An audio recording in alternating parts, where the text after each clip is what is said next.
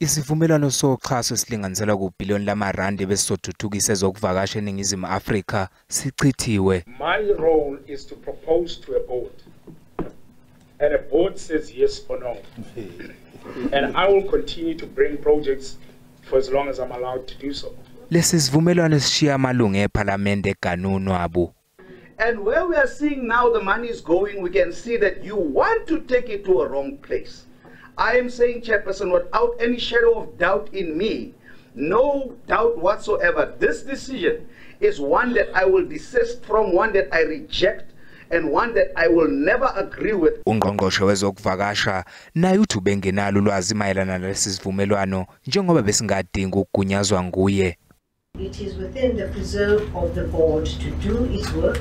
It is the part of their responsibility to go out and seek for opportunities to grow the entity, to grow the environment that we're working in, and they don't need the minister's permission.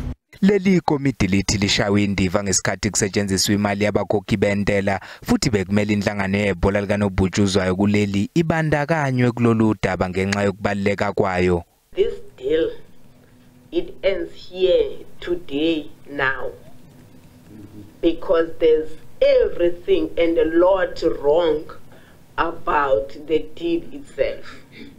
Ikomidi liphindela khala ngokuntengantenga kwebhodi lezokuvakasha la kuleli.